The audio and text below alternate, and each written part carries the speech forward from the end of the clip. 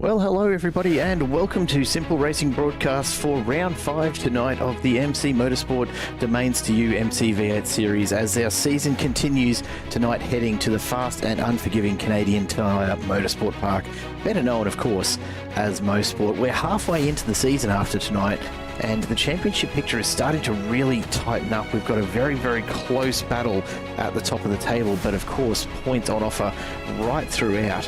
And tonight will be one that could prove the difference for some of these drivers. Mosport is of course a circuit that demands absolute commitment and a pretty steady hand when you're behind the wheel of a Gen 3 supercar. It's got plenty of high-speed corners, which of course our tyres don't like. It's got plenty of blind crests to unweight the car and very, very little runoff in parts, which could spell disaster for some, but we will see how the opening straight looks here this evening when the lights do go green. My name is Jared Cole.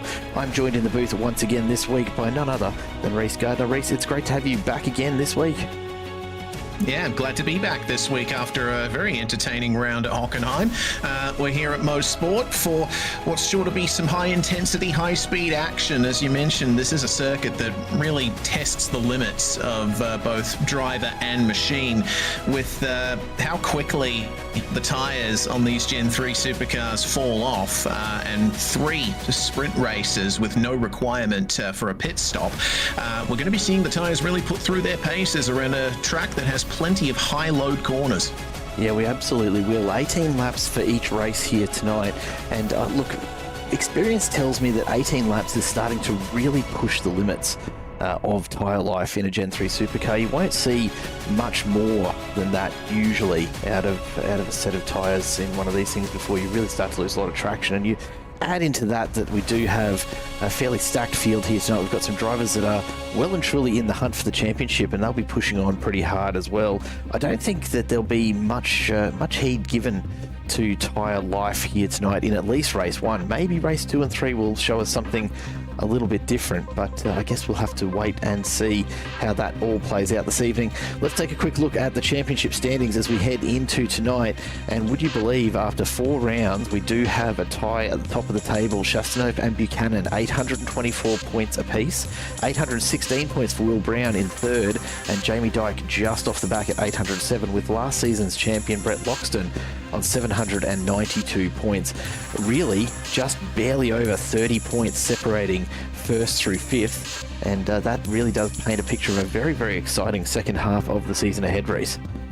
Certainly does. Matthew Bowler, unfortunately, falling out of contention in the short term, at least, after some issues from self and teammate Hayden Veld running 1-2 at Hockenheim. They made contact and then ended up falling down the order, and Will Buchanan was there to pick up the pieces and take victory, which of course brings him equal on points with Chastanov. Worth pointing out, as always, that the William Brown UC is not the Will Brown that competes in the Real World Supercars Championship, but we will see what he can do. Only a few points behind Chastanov and Buchanan at the front of those standings. Jamie Dyke as well, managing to rocket into that top 4, finished on the podium last week at Hockenheim. So let's see if he can keep that momentum up.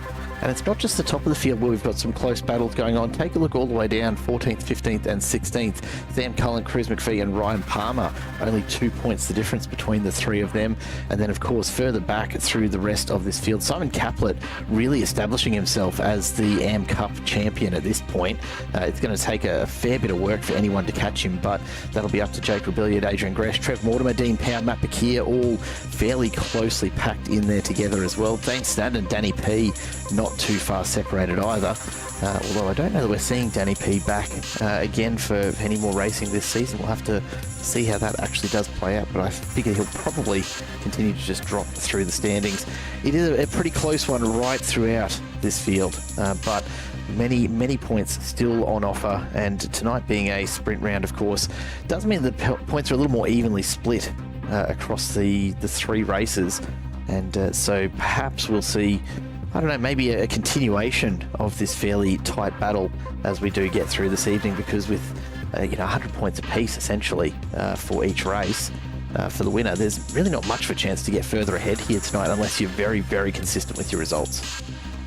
Yeah, that's going to be difficult to do with the field inverts that we're going to be seeing here tonight. Of course, race one's grid will be decided by qualifying results, qualifying ongoing as we speak.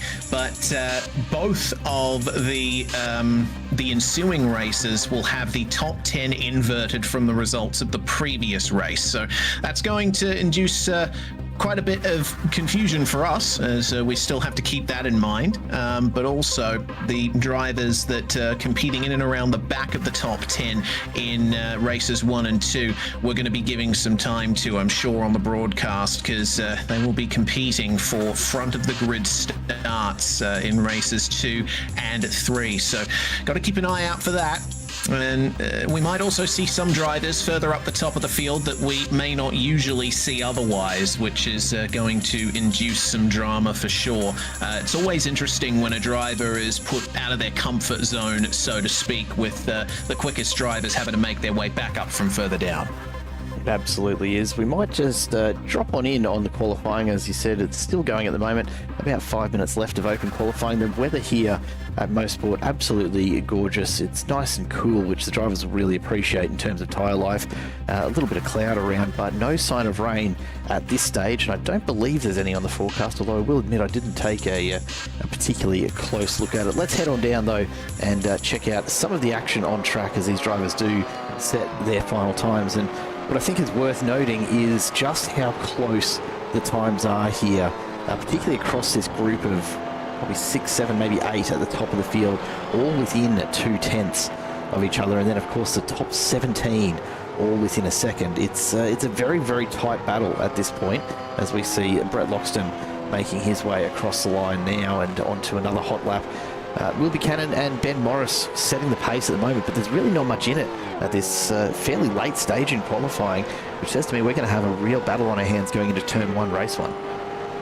Yeah, short run into turn 1 here and a very wide open first corner, which is always a source of drama when big fields, big competitive fields make a start here at Mosport. Will Buchanan topped practice and also tops qualifying. Sebastian Vandel is here today as well. He was second place in practice but has yet to set a qualifying time. He went out there for 2 laps and has been sitting in the pits since, so not sure if we're going to be seeing Vandel start that far up the field. Paul Young there just making an improvement to P2. He manages to bring it to within 21 thousandths of a second of Will Buchanan's time at the top of the field, waiting on some improvements from other drivers as well. Looks like William Brown was on for a lap but has jumped back into the pits. We'll see what Jake Slade can do here to break into the top 10. Ben Morris from Phase 4 Motorsport also right up there. Himself and Paul Young having a great time. Joint championship leader James Chastaneuf, meanwhile, looking to set a time that's better than 8th place on the grid. Just got 3.5 minutes to go in the session. And this being a multi-race server, Jared, it means there's going to be a hard cut to the end of qualifying. So you have to be out there setting laps. And that's exactly what Chastaneuf's just done. Elevates himself up to P4. It's one of those things that gets me every time, trying to remember when iRacing is going to cut it off, and I know it should be as simple as multi-race means immediate cut-off, but I'm still not convinced that iRacing does that consistently. I don't know why. I'm sure it does, and I'm just making excuses for my own errors each and every week. But yeah, I think we will see that tonight. As you said, it's going to be a pretty sharp cut-off as Chastaneuf returns to the pits after elevating himself to 4th. And you know, being 4th at this point, we're talking 600th of a second, 6.5 hundredths. There's really nothing in it off that front row. It will be interesting that turn 1, it's a fast, flowy right-hander downhill on cold tyres. I am going to be very surprised if we get through that without incident here tonight. Yeah, I'll be surprised as well, and I think the age of the track scan has to be taken into account as well. Canadian Tire Motorsports Park in the real world has had a few safety upgrades, tarmac runoffs at turns 1 and 2, but that's not the case here in iRacing. This scan dates from before those tarmac runoffs were put in, so there's nothing but grass and gravel greeting you at the exits of those corners. You dip a wheel too far off the curb in turn 1, and you're going to have a bad time. Josh Harris demonstrating to us there the runoff at turn 1. Not much to speak of at the high speeds these guys carry. No, it's really not a lot there at all, and you know, that was a very intentional ditch into the grass to get out of the way of the cars coming behind before he jumped back to pits there. But you know, at race pace, if you're not intending to head off there, you're not getting it pulled up before that tyre barrier. There will be significant damage to your car no matter which angle you hit it on, because the pace out of this front straight is certainly enough to carry you all the way across the kitty litter, well and truly into that wall. And you can see races ended there at turn 1. Probably won't see that sort of pace off the start line, but it won't be far off it, and if there is a bit of contact, anything can happen. G'day in the chat, good to have you all along here this evening. It's going to be a very, very interesting opening race, I'm sure, with just under a minute to go before qualifying comes to the end. Will Buchanan still out in front, but there is nothing in it here tonight. The top 6 are now separated by only 0.07 of a second. Just phenomenally close. Yeah, that's crazy gaps. We're going to be seeing Matthew Bowler try to break into that himself. Was the pole sitter for last round at Hockenheim, but a 1:19.1. That's slightly off his fastest time there. Only 20 seconds remaining in the session, and with the hard cut, you can, whoa, him and Hayden Veld having some fun at the end there, as Veld has just gone to P1 in the dying seconds of the session. Well, Veld needed to bring that pace out right at the end, and that's exactly what he's done there. Clock hits 0, and everyone jumps off. Kicked back to the pits for the start of the race. My goodness, what a race we have ahead of us here, with Veld getting that pace right at the end of qualifying. The Eclipse Sim Sports 153 will start on pole, with Will Buchanan alongside. Paul Young and Ben Morris are your second row. James Chastaneuf starts in 5th place alongside Jamie Dyke, with William Brown and Brett Loxton 7th and 8th. Matthew Bowler and Thomas Hins round out your top 10, with Billy Mole and Jake Slade starting just outside them. Billy Mole making an appearance for Wodonga Karts and Parts Sim Sports. Ryan Palmer starts 13th alongside Ryan Nielsen. Dean Powell going to take that AM-class pole position there, starting alongside Liam Jensen, with Thomas Cool and Chris Croat on row number 9, Josh Harris and James Doyle rounding out your top 20. In 21st, it's Brad Grant with Jake Robillard alongside him. Adrian Gretsch starts 23rd alongside the M Championship leader Simon Caplet, Matt Beckier and Ronald Long 25th and 26th. Then it's Tristan McLaren, Scott Watts, Sebastian Vandel and Dane Snadden rounding out the 30 cars to take to the start here today. Snadden not setting a time in practice or qualifying. I'm not sure if he's even in the server, but one thing's for sure, Sebastian Vandel's going to be starting in 29th, all the way at the back after being second in practice, Jared. I'm looking forward to seeing what he can do from here. Yeah, it'll be an interesting one if we do see him join the grid, that is, of course. And it's always odd. He's actually on the grid now, so it does look like he's planning on jumping in on this race, which is good to see. It'll be a hell of a battle from him back in 29th. 18 laps around Mosport is not a lot of time to get moves done through the field, so will be very interesting to see if he does make it up into the top standings as we head on down to the track to catch the action, with just about a minute left for these drivers to get onto the grid. Yes, short gridding time here, and well, as I mentioned in the qualifying session, Jared, a very short run into turn 1 with barely any braking required on the first lap. If you get a lightning start, you need to make sure that you're in the right spot to take advantage through turn 1. If you're stuck on the outside on the way in, that is going to increase your risk factor exponentially. Yeah, it will, and Veld's going to really need a very, very solid start here. He's going to get absolutely swamped. Buchanan, Young, Morris right there, Chastaneuf and Dyke behind. One to watch for always when it comes to supercar starts. P13, Ryan Palmer, the ADHD car. You can just kind of see towards the back of this front set of cars before the grid does start to round the corner there. He usually gets a pretty good jump in these V8s. Whether or not we'll see that tonight is another question. I don't know that we'll necessarily see him get away quite as cleanly this evening as what he'd probably like, but we'll see how it all plays out. We're just about to go to starters orders. We certainly are. Pit lane is empty now, and we're ready to go for the start of this race. Wait for the flag to rise, as do the revs. Lights up on the timing gantry. Haydenveld starting on pole. Last week's winner Will Buchanan alongside. There's a jump start from Jamie Dyke.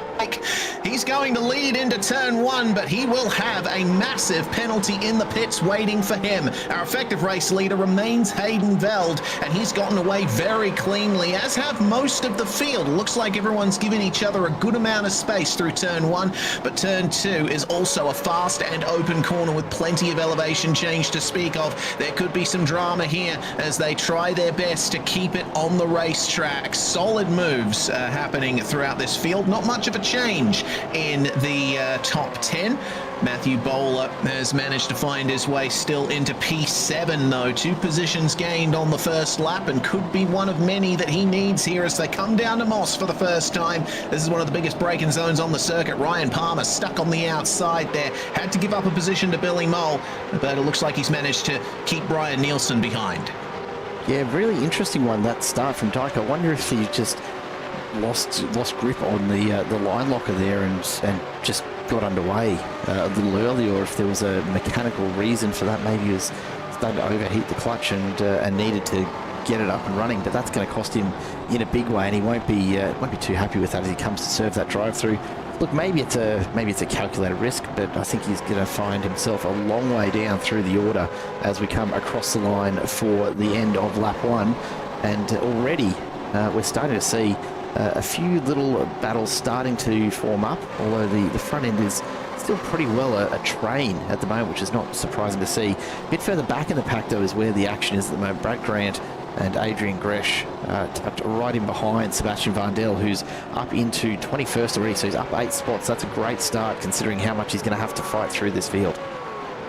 Yeah, but don't forget, if he manages to finish 10th, which is always a possibility, we might just see Vandel starting on pole for race 2. That's something we need to keep an eye out for. Billy Mole is currently the driver sitting in P10, which is pole position for the next race. Side by side between James Doyle and Jake Robillard through Moss. That may be a slight advantage for Sebastian Vandel. He will at least try to get James Doyle here on the Mario Andretti straightaway, and just enough space is left for him to squeeze alongside there. But then you come up to turns 8, 9 and 10 here at Mosport. They are some of the most brutal corners on iRacing for my money. Super fast entry into this corner here. Doyle goes a bit deep and allows Vandel alongside. He'll complete the move around the outside into turn 9. If you're on the outside through 9, it becomes the inside for turn 10, and there's plenty of opportunity for over-unders through this section. A big slide for Vandel as he comes across the curb. But that is another position up there, up into 20th place, as it looks like Brad Grant has had some issues there across the start-finish line. Yeah, just a little bit too hot out of that final turn and gets it sideways. Thankfully keeps it mostly out of the wall, but he will, of course, drop a number of positions. Matt Bowler finds himself up 4 positions so far, so on the move, but still a long way where off he'd probably like to be at this stage. Out in front, though, Haydenveld still controlling this ahead of Will Buchanan. Buchanan has been hot on his heels right from the word go, and you'll see them come past the camera here onto the Andretti straight once again as we see the lineup behind. There is very, very little in this. In fact, everyone within a second of each other all the way back to 23rd with Matt Bakir and Simon Caplet. It's a very, very tight field, and I think that's really indicative of just how hard of a job it's going to be to get a pass done here tonight. It's going to require a fair bit of planning and a whole lot of commitment. It's a fast circuit, high average speeds, and a very short lap time for many machines on iRacing. You need to really be brave into these corners to stand any chance of making a move. Looks like Brett Loxton, reigning champion from last season, under pressure from his HJR Jinx Shifters teammate Thomas Hins. These guys often drive together in the Enduros in the big V8 series towards the end of the year, and it looks like a nicely done exchange between them. Loxton potentially off pace, now under pressure from the WKNP car of Billy Mole, Ryan Palmer in tow. This is the battle for the front row in race 2. Yeah, this will be an interesting one to watch. There's not a lot in it, but I don't think any of these guys will be planning on trying to nail 10th position. Oh, contact there! I think he just cursed him. Unfortunately, side by side through Moss, little tap, and Loxton having some trouble there on the exit. He is going to lose out to Liam Jensen, who appears to be on the move. And that's going to create a bit of a schism in the top 10. Thomas Hins is now all on his own in P8. And Palmer, Nielsen and Slade are 9th, 10th and 11th here up ahead of these guys. We need to keep an eye out for any further problems for these drivers in this pack, which is now around about the midfield, top 15 or so. Harris trying to keep Loxton behind him just in time for Sebastian Vandel to arrive on the scene. Vandel's going to try and get another move done here into turn 1. Will Loxton give him the move to the inside? He will. That's a nice exit there from Sebastian Vandel, but Loxton will have the inside for turn 2. Vandel's run has been stymied a bit, and he just manages to avoid getting into the grass. It's a death sentence if you run too wide at turn 2. A bit of over-under there. Vandel switching aggressively back to the inside. Loxton was a bit unlucky to get caught on the outside of the racing line through the second half of that last lap, and it shows just how difficult it can be to get back into it. He's back in front now, but Vandel is throwing absolutely everything at him. Vandel up 11 spots, definitely the biggest mover so far for race number 1 here. We are into lap 5. There's a big spin of wheels on the way out of that corner from Loxton. That's going to allow Vandel through. Loxton really just struggling a bit with the pace here tonight. Yeah, it's a shame to see, but he's in that position thanks to a little bit of contact in the first place, so hopefully he'll be able to make some kind of recovery. Here's the battle at the front then. Hayden Veld, Will Buchanan, Paul Young, James Chastaneuf, and a hard-charging Matthew Bowler round out your top 5 thus far. We knew this was going to happen, didn't we, Jared? With how close the times were in qualifying and practice, there's barely anything between Veld and Buchanan. Paul Young may be on the outside looking in for this fight, but all it takes is one mistimed move, and he'll be right there with them. The races being as short as they are, it does up the aggression quite a bit as drivers feel that extra pressure to make moves in the limited time they have. Absolutely spot on. I'm actually surprised that we're seeing as much of a gap as we are as Vandel picks up another spot up the inside of Josh Harris. You can see he's really balancing that car on the edge of traction on the way out of the turn. I think he's playing a pretty dangerous game here. He's pushing very, very hard. He's got to remember he's still got another, 12 laps to go. And I doubt he's going to be planning on coming in for a set of tyres. He's going to burn through those rears very quickly if he keeps sliding it around like that. Up front, Hayden Veld still under huge pressure. Will Buchanan is starting to close in just a little through each and every turn. So only a 10th and a half in it for the most part. The question is, can Buchanan find somewhere to actually get a pass done here? That's the really tricky part. Yeah, I think if he wants to make a pass, he'll have to do it either into Moss, the hairpin, or have to set something up into the final corner coming through turns 8 and 9. That's how we usually see it go at this circuit. But needs to keep the pace up through these opening corners. The slipstream down the Mario Andretti straightaway will provide an opportunity to rest and breathe and stay in touch with the car in front. But one lap or another, he's going to have to make the move if he wants this win. I wonder how much Hayden Veld is going to defend in this sort of mid-stage of the race. I get the feeling that Buchanan is just biding his time at the moment. There's a solid gap to Paul Young. Doesn't have to worry about too much pressure from the number 40, but Veld backs him up a little bit there in Moss, and that will bring Young right into it as the gap for the front extends slightly. This is where the slipstream kicks in. So we see a few moves happening further back. It's Veld once again picks up another spot now up into 15th as they head off to the Andretti straight, and just behind them Brett Loxton is on the back of Josh Harris, really just trying to find some pace. He's got just a little here. He'll get onto that side draft and start to just bring Harris back to him, but Harris well positioned for the right-hander at the end of this long run, and he won't be giving any quarter at all. You can see him push Loxton all the way to the outside. Loxton manages to pull it back in, but Chris Croat right there to take advantage if he gets half a sniff at it. These guys are going to continue battling on, and really just costing themselves a bit of time here. And a big wheel spin from Loxton. He's pushing hard. That he is. He obviously has the pace to be in front of Josh Harris here, but being sent off rhythm like he was, it's very hard to get back into it with a field as close as this.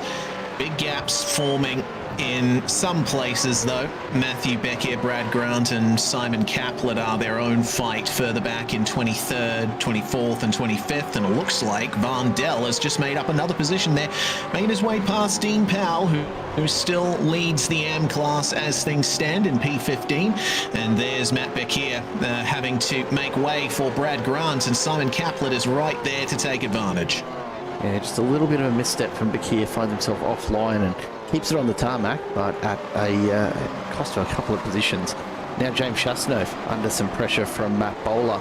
These guys just as close, really, as what we're seeing up front from Veldon Buchanan, although, you know, another couple of car lengths back off the front three.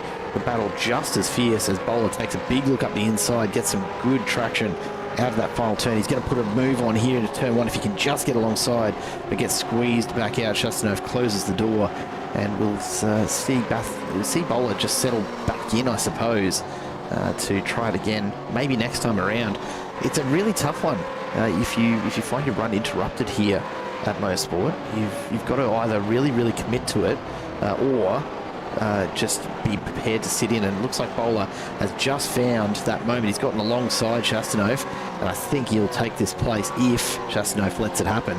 They're going to be side by side, though, through this complex and down into Moss, and Bowler finally seals the deal. Chasseneuve will tuck in behind and retain fifth for now.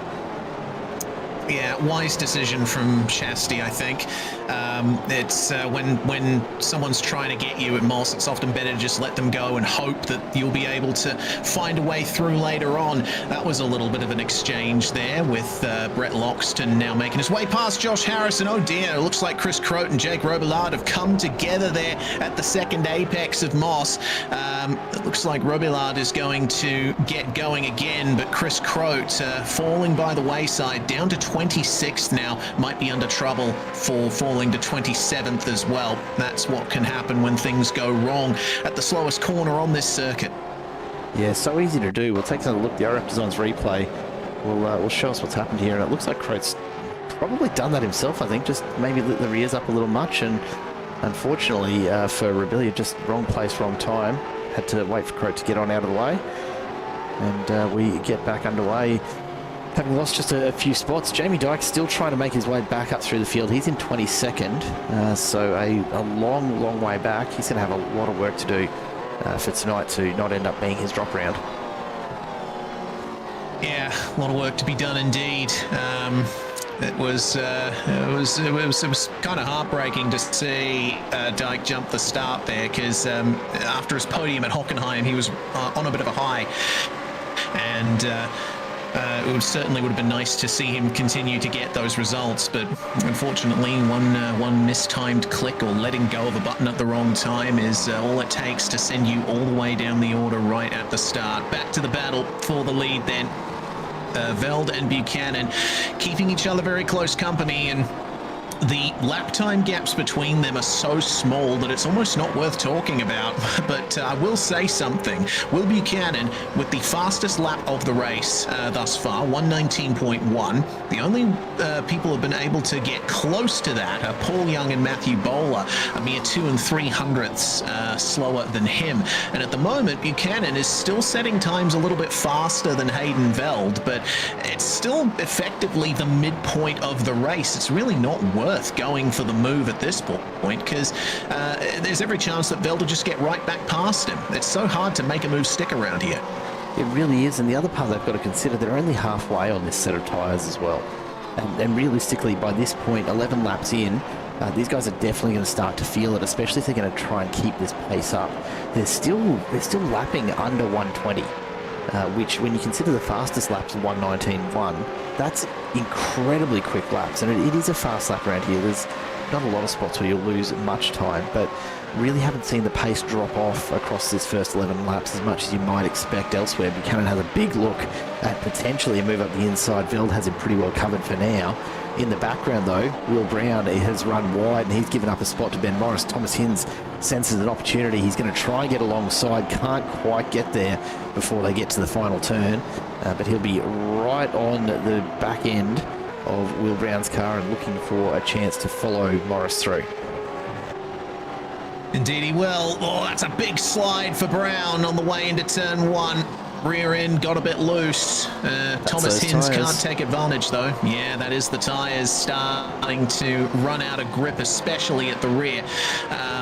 Yeah, I mean, there's really only one big traction zone out of this track, on this track coming out of Moss, but the way you have to drive these cars around here, setting the brake bias back as far as you can reasonably deal with for rotation into those high-speed corners. Remember, these cars are really heavy, 1.5 tons in weight, and the rear end is really difficult to deal with on these cars on any given day. So in high-speed circuits, you do need to really sacrifice those rear tires a bit just to get the maneuverability of the car up. And there's another look from Will Buchanan on Hayden Veld at the front of the field. I think he's starting to size something up here. Yeah, just keeps nibbling away at that inside right just as you get to those final few corners. He can sense he's got a little bit of extra pace. Hasn't quite been able to get the car alongside yet, but every time we come past there, he's just a little bit closer to doing so. The question will be, I suppose, how hard is he prepared to push it, and when does he really let it fly? I think he's just testing it out and probably thinking about a move. In the next few laps, you wouldn't want to do it too soon and give Veld the opportunity to take it back, but you also don't want to leave it to the last lap either. Maybe 2 or 3 laps from the end. Time to really send a late braking move in there, get up alongside and see how Veld responds. Buchanan just testing and prodding for the moment, but you can see he's got the pace and has had so pretty consistently. Oh, speaking of prodding. Oh, okay. Well, that's ended up costing both of them the lead. Paul Young moves through on Hayden Veld to take it, and Will Buchanan with the lunge and an unfortunate overcorrection has fallen down to 6th and is potentially in trouble of falling back to actually 8th at the moment too, with Thomas Hinds looking to make up that place too. Brown and Buchanan will find their way into the turn, not too badly though at the final couple of turns, but man, that is a huge blow for Will Buchanan. I guess the one silver lining he can take from that is he's at the back end of the top 10, which is going to be pretty much up the front for race 2 with the field with the top 10 grid invert. Yeah, and look, it's probably going to be a small comfort to him at this point. Maybe just getting a little bit too impatient a little bit early there. But, you know, as the laps tick away, you do start to wonder, okay, if I don't get the move done when I see the opportunity, when will it actually happen? As it stands, though, he'll likely finish in this group of 4. It's just a question of where. Does he have the pace left in those tyres now to really battle Morris and Brown, or is he just going to focus on holding Hinds out for the moment? Worth calling out, Sebastian Vandel up into 12th now. He's up 17 places. He's a young man on an absolute mission at the moment. Don't know that he's going to make it to the 10, but he's certainly going to give it everything he's got. Only a few laps to go to get there and take advantage of that reverse top 10 grid. But I reckon if anyone's in a position to do it, it could just be Vandel. He's got a couple of seconds, though, yet to make up to really get in touch with Mole and Slade. Yes, but we do need to keep in mind that if the leaders can come together like they have, that means anyone is in a position where they can be sent down by a poorly timed move. And if you're in a close pack like Morris, Brown, Buchanan and Hinds, there's every chance that could happen. Matthew Bowler's taken great advantage of that coming together between Buchanan and Veld, and he's right behind his Eclipse Sim Sports teammate there. They run 2 and 3 at the moment, and so I think Paul Young, already forced into a defensive position just by virtue of being the leader, is going to have to think about 2 cars that will be attacking him here. Yeah, and the other thing to note, of course, being on the same team, Veld and Bowler will be chatting away as to how they're going to approach this. course, we saw what can happen when two cars come together last week, and it was indeed Veld and Bowler last week that took themselves out of contention for that 1-2 finish. I imagine they'll be very, very careful not to see that happen again here at the end of race one.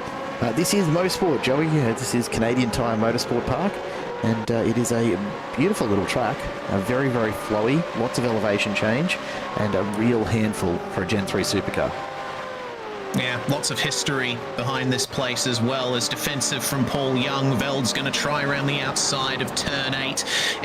You're right, Jared, it is a beautiful circuit, and it provides you with some fantastic side-by-side opportunities here, and that's exactly what I'm talking about with these final corners. Young was able to defend that whole way there, put himself on an inside position into the final corner to keep the lead from Hayden Veld. It's a great track for touring cars and sports cars. It's known mostly now for hosting a round of the IMSA Sports Car Championship, and also NASCAR's lower divisions. The Xfinity and Truck Series tend to come here every couple of years as well.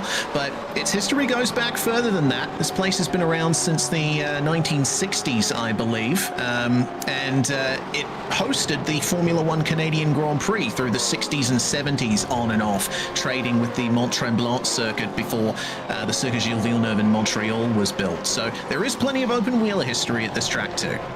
It'd be a very different prospect, I think, getting around this track with a bit more downforce. These cars just really don't have much in terms of aerodynamics pushing them onto the ground like you do see in the IMSA classes. But yeah, with something like this, a very, very heavy and very underutilized aero, really. Not that there's really anything more available to these cars. It does become a very, very different prospect to try and keep a car pointed in the right direction around here, and we've seen a couple instances of that already tonight. I am surprised though, barring Jamie Dyke's jump start there, that otherwise it's been a fairly clean opening race. I think most of these drivers probably just recognising how tricky of a circuit this is, and just how little room there is for error. Because you're just as likely to take out your own chances as you are anyone else's. Yeah, exactly. You get out of line, you take a big risk around here. It's not like most other circuits where you can position your car to recover from a move attempt that puts you on the back foot. The average speed around here is so high, and the limit is like right on the knife edge around here. You've got to be confident. You've got to make sure that your move counts when you pull it off. Will Buchanan still looking at a potential top 5 here as he accelerates out of Moss, named for Sterling Moss, of course, and Moss was also instrumental in the design of that corner. It used to be in the original design just a normal 180-degree hairpin, but Sterling Moss suggested to the track designers to make that second apex a bit tighter, and we do thank Mr. Moss for that. It's created some great racing over the years. The fight is still on for that top 5 though. Ben Morris, Will Buchanan, William Brown and Thomas Hins all trying their best to get it done here as Jake Slade runs a bit wide in the final corner, opens up an opportunity to Billy Mole as the white flag flies. And that will put Mole up into 10th, which means he could well be at the start of the grid for a reverse top 10 in race number 2, but he's going to have to hold off Slade. They're going to battle this out all the way to the end of this lap. I'm sure Ryan Palmer will be very, very thankful for the little bit of breathing room that's created him in 9th. Up here at the front, Hayden Veld's going to have one last crack at this. He's got a bit of a run on Paul Young as they come down towards Moss. The exit here will be absolutely crucial. That it will. Power out and away you go down the Mario Andretti straightaway. You've got to turn left over bumps in the circuit as well on the way out of Moss, which can really affect your traction in cars as powerful as these with no traction control to help you out. What does Hayden Veld do here? The win beckons for him. He lost it and he's trying his best to gain it back. I think he's going to get on the power early out of turn 9 here and try and send it up the inside on Paul Young, but it's going to take a huge huge commitment to him. Young anticipated it and stays defensive, and he manages to get out of the corner fast enough that I think he's going to take it there. Paul Young wins race 1 at Canadian Tire Motorsport Park. The Eclipse cars of Hayden Veld and Matthew Bowler will complete your podium. Will Buchanan managed to finish in 6th there, but I just got news from race control. The incident between Veld and Buchanan was reported, and it looks like Buchanan's gotten a 5-second post-race penalty from that. It shouldn't affect his starting position for race 2, but it will mean that he's missed out on some points from that. Yeah, that's one of the things that will be calculated post-race. It's worth noting, so it won't affect the reverse grid for race number 2. Unfortunately, there's nothing built into iRacing to allow you to do it quite that efficiently, so it will have to be applied post-race in terms of points. But I'm not particularly surprised to hear that. It was a little bit of a clumsy attempt, although you can understand why he threw it in there. Yeah, indeed. Another penalty has also come in for the incident between Chris Croat and Jake Robillard. We caught that on the replay at Moss, and Jake Robillard, in fact, hit Chris Croat there. So Robillard now has a 5-second post-race penalty as well. As last drivers in the field come across the line, one of them being Tristan McLaren, who also picked up a 5-second penalty for a lap 1 incident with Ronald Long. That's going to be the field run and done for race number 1. Paul Young taking first blood today, but we will move our way to the grid for race number 2. Billy Mole finished 10th, and that means he starts on pole for race 2. He's got Ryan Palmer alongside. Thomas Hinz has a great points opportunity here, starting 3rd alongside William Brown. Buchanan will start 5th alongside Ben Morris, with Chastaneuf, Bowler, Veld and Young rounding out your top 10. From there back, it's where they finished in race 1. Jake Slade gained 1 position. That's 11th for him. Sebastian Vandel with huge moves through the field started 29th. He will start 12th for race 2. Ryan Nielsen starting in 13th alongside Liam Jensen. Then Dean Powell and Thomas Cool round out your top 16. On the 9th row of the grid, Brett Loxton and Josh Harris. Loxton will want to make a recovery in race 2 here, with Jamie Dyke and Adrian Gretsch rounding out your top 20. James Doyle starts 21st alongside Brad Grant, with Matthew Beckier and Chris Croat 23rd and 24th. Jake Robillard, Ronald Long, Scott Watts and Tristan McLaren will be your first 14 rows of the grid, and Simon Caplet, unfortunately, was not able to make it to the end of race 1. We missed what took him out of that, but he is back on the grid for race 2. Let's see what our AM Championship leader can do here. Yeah, he'll be pretty thankful for the lead that he does have built up at the moment, I'm sure, because that was not the race that he would have wanted to have for the opener here tonight. But 2 more races to go, and just as many points on offer in each of those. The one to watch, I think, here will be Sebastian Vandel, after fighting his way through from the back row to find himself up in 12th. He's going to be mixing it with some of the faster drivers in race number 2, and so it will be interesting to see whether he can continue that kind of progress, or if it becomes a little bit more difficult. I dare say it's going to be a little trickier than race 1 for him to make that kind of progress here once again. Yeah, considering how difficult it was for most drivers to make up places outside of Vandel, of course, there's going to be a lot of hard slog being done throughout this field. Well, grid timer is done, and now it's time for the lights to go up. The start of race 2 in the Domains2U MCV8 Championship. Billy Mole on pole, but he doesn't get the best start there. Ryan Palmer absolutely nailing the getaway. With barely any wheel spin to speak of, he'll lead out of turn 1. Thomas Hinz defending 3rd from William Brown, and already it looks like the Eclipse cars are trying to make up positions there. Matthew Bowler has made his way past Ben Morris as the field makes their way through turn 2. Looks like another clean start, Jared.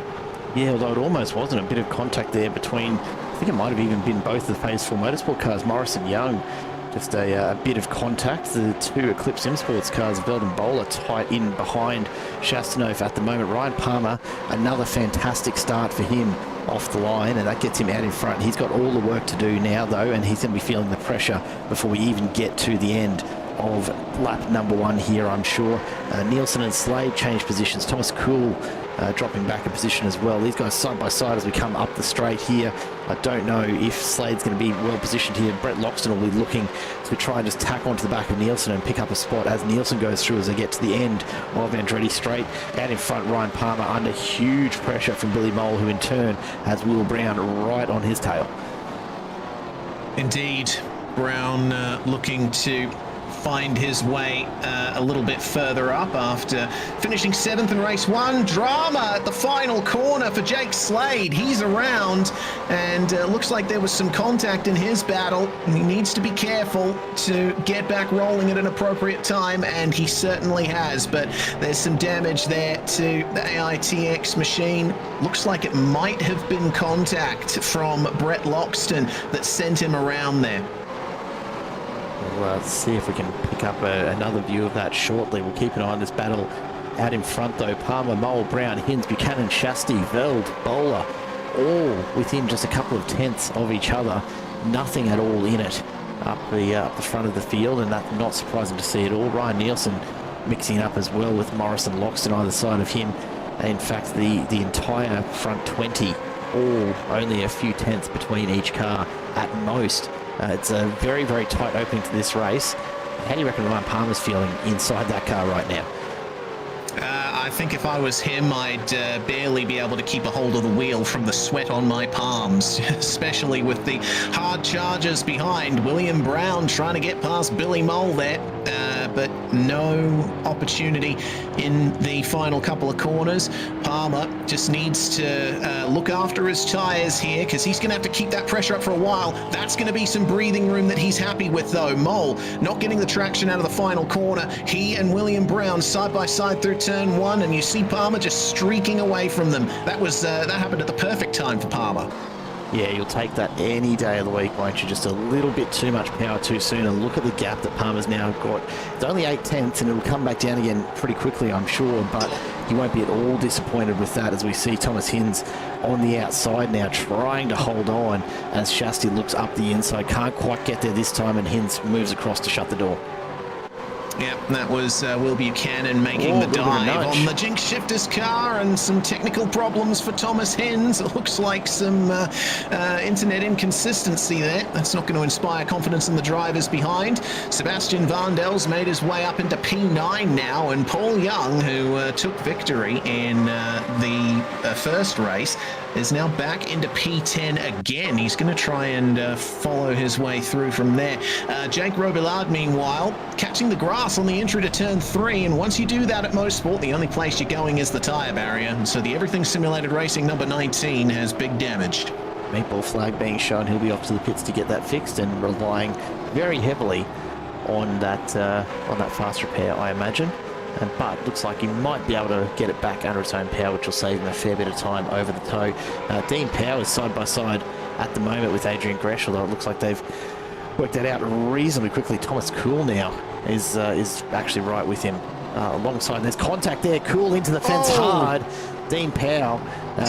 There's going to be more contact. That's Brad Grant into the back of Thomas Kuhl, and Kuhl is going to be left stranded on track. Whether he can get that going again or not will be the question. Yeah, and don't forget there are manual safety cars in this championship, so there might be an appearance made, but it looks like Thomas Kuhl's managed to get rolling again. That front right doesn't look fully attached to the rest of the car, though, so it's going to be a tough in-lap for Thomas Kuhl. That's exactly what I was worried about through turns 1 and 2. I mean, it can often happen on the start of a race, but at any point in an event around this track, there can be dramas coming into turn 2. Yeah, and look, not at all surprised. People just pushing really, really hard. The weight change that comes from going from that front straight to the downhill into turn 1, if you don't catch it, it'll just start to slide out on you, and it's exactly what we saw there, I suspect. It's just a little bit of contact, and that's all it really does take. It's just a small amount of contact, and all of a sudden you're into the wall that's right there alongside, just waiting for that sort of an incident. Certainly is. The top 2 back together there, Palmer versus Brown, and it looks like Billy Mole has fallen back into the clutches of Buchanan, Hins and Chastanerft, so that's your top 5 there. Veldon Bowler, the Eclipse duo, trying their best to get into that top 5, but they may have to wait a few more laps to do that. Jamie Dyke, meanwhile, has made his way back up to P12 after making a nice recovery in these opening laps from his jump start and ensuing drive-through in race 1. Dyke, just for context, also has the fastest lap at the moment at a 1:19.2, so look out for the number 80 to be on the move. Yeah, he's certainly pushing hard to try and make up for that jump start in race 1 that saw him all the way back to the back end of the field to start his race, and so the recovery really a pretty impressive one, although Sebastian Vardell certainly doing his part to overshadow that with his drive so far. He's only up 3 spots this time around, so not quite the pace of progress that he saw in race 1, but that's not too hard to believe considering just how tightly packed this front group is. Ryan Palmer going across to defend against Will Brown, who now finds himself just a little bit offline on the outside. Palmer's no stranger to having to defend. The question is whether he can do it for another 12 laps of Mosport. Yeah, it's quite a task. You know, I've driven plenty of events at this circuit, and every single time, you know, I feel the pressure. I can only imagine how Ryan Palmer is feeling at the very front of such a competitive field. But he got into that position through making up enough spots to finish in the top 10 in race 1. It's just another few things to deal with to hold off everyone behind. And I think that Palmer will be relying on the drivers behind having as much trouble as they have in race 1, making up positions. As we've seen, it's very hard to do so at this track. So Palmer at least has that going for him, but one mistake can change all of that. It can, and speaking of mistakes, let's go back and take a look at that lap 1 incident. Jake Slade not quite making it around the iRap Designs replay. Is there contact here?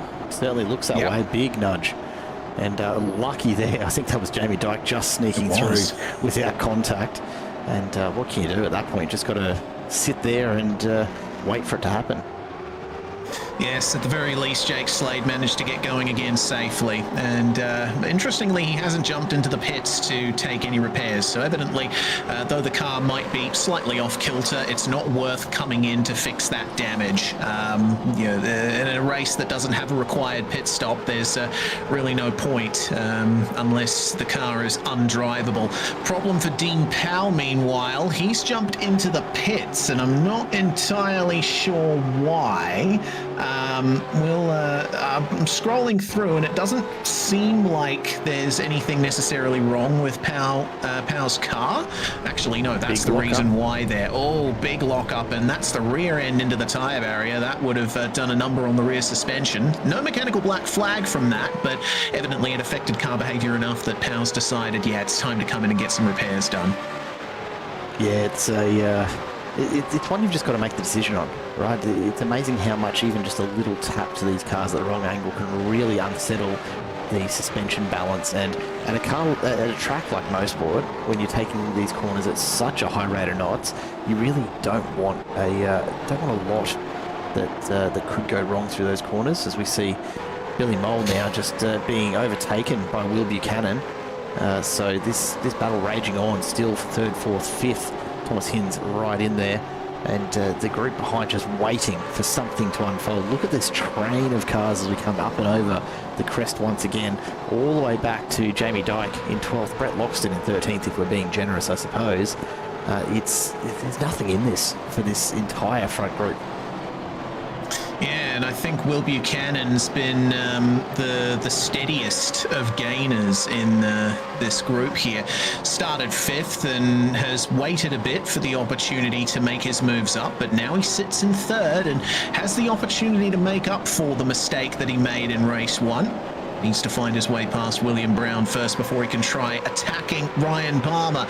There's going to be 10 laps to go at the end of this particular lap. Obviously, it's quite a short race format around this place, but it's not nothing. It's still quite some distance to cover, and a lot of thought needs to be put into preserving those tyres. You can make aggressive moves all you like, but if your tyres aren't going to cope with it, it's often best to reserve those moves for later on. Try and put some pressure on the drivers ahead to burn through their tyres a little more. It seems that Brown and Palmer are going to be doing that here, with Palmer leaving the door half open to the inside there, but no space for Brown to get by. Yeah, and I think Palmer's probably pretty well positioned to do that. He's not having to defend super hard at the moment. Definitely positioning the car just to make life a little bit difficult for Brown to really even have a think about making a pass, but he's leaving himself just a little bit more space to try and conserve these tyres if he can. 9 laps in, we're at the halfway point. These tyres will have already gone through their first phase, essentially, maybe getting that little bit of a second win shortly, but there's a long way still to go, so they'll be wanting to do everything they can to hold on to this. Oh, there's a little bit of rubbing there, and Palmer finds himself getting pushed around. He still manages to hold on to it, but he's going to be side by side now with Brown as they run up, and I think this might be... Indeed, Will Brown's gotten ahead. Can Palmer slot back in? He's going to find himself on the outside as Buchanan comes past, and then here comes Billy Mole as well. They're going to push side by side. Palmer's pushing hard up against the door of Buchanan. There's nothing in it. He wants to get back into this racing line as soon as he possibly can. Yeah, unfortunately, there doesn't seem to be anywhere he can slot in. He might have to force the issue there. More contact with Buchanan, but Buchanan has the inside coming out of the final corner, and that's going to be the lead officially lost there for Ryan Palmer. Contact with Billy Mole. They slide across the track. Palmer's off the circuit coming into turn 1, but somehow manages to get back on it. He'll stay in the top 10. That could have gone a lot worse for Ryan Palmer. Yeah, he's pushing out. Contact behind the Findell. Yeah, that's a big slide, but once again, magnificent recovery from that slide. We saw a couple of great saves in the last few moments there. I am amazed that in such close quarters there hasn't been a massive incident here, as Palmer is side by side with Hinds. He wants to get back up front. He's going to be driving pretty aggressively here to try and get back up towards the front end. Look at Findell just absolutely send it up the inside and onto the straight. He picks up another spot. He's up into 7th, and now Palmer's going to be dealing with Matt Bowler all over his tail. Vandell goes to the inside to defend, and here we go again. Let's reset and do it all over again. How is Ryan Palmer keeping control of that thing? He's had a lot of issues over the last couple of laps, but we will see if he can keep his car in it here. Trying up the inside of Sebastian Vandell, not going to happen. Maybe he can try and keep Matthew Bowler behind, defensive into the final corner, but that's going to compromise his exit. Bowler's going to be right there to take it into turn 1, I'm sure, and Paul Young's right there as well. Winner of race 1, Jamie Dyke, looking to take advantage of all of that. Bowler slow on the inside of turn 1, and Palmer will stay ahead into turn 2, or will he? It all comes down to that. And it looks like he's done just enough to be in front at the apex. Palmer needs to be careful here. He's going to be burning through those tyres if he keeps up this sort of driving. And he really just doesn't have the options that you can see. He's already starting to slide around quite a bit as the heat comes into those rears from just attacking this so aggressively to try and stay with that lead group. Already, though, this group's starting to fall well back. Matt Bowler has a look up the inside to Moss. Behind him, Paul Young as well. Jamie Dyke is there, as is Brett Loxton. This group is going to have its own little battle going on. Jamie Dyke now alongside Loxton on the run up here, and Ben Morris is being brought into it as well.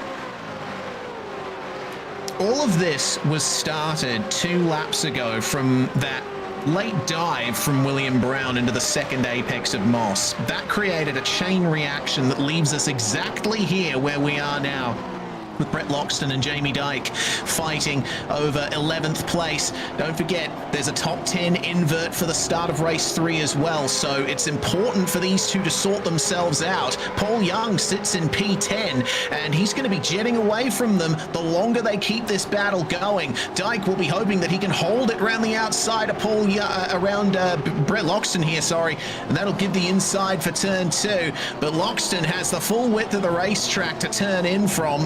but he's having so much trouble getting the move done. Jamie Dyke will successfully defend that, but they were side by side for about half a lap there. Goodness me, all it takes is just one mistimed moment and you lose upwards of a second or more. And that's the thing, once you fall out of the line of traffic here at Mosport, very, very hard to get back into it. You saw it with Ryan Palmer, and side by side, a bit of contact there as Hins goes around. Oh. So he's going to drop out of this race, and look, it was always going to happen somewhere. There'd be a bit more contact. I'm surprised it hasn't been more monumental than this so far. We've had a couple of moments that have cost people a lot of positions, but no one off and into the fence just yet. Jamie Dyke continues on. He's now into P10, and Palmer, Bowler and Young will continue their battle and giving him a bit of a chance to maybe get back into this. Meanwhile, up front, Will Brown and Will Buchanan currently leading this race. Buchanan all over the rear end of that Mustang. Yes, it's been a great recovery for Will Buchanan from the dramas he suffered in race 1, and they have a nice advantage of Hayden Veld at the moment. 6 laps remaining, and well, Veld is the fastest car on circuit at the moment. A 1:19.7 was his previous lap. Buchanan and Brown running a tenth to 2/10 slower than that. I don't think that kind of lap time advantage is going to be enough for Veld to be in contention for the win in the final laps, but we've seen stranger things happen.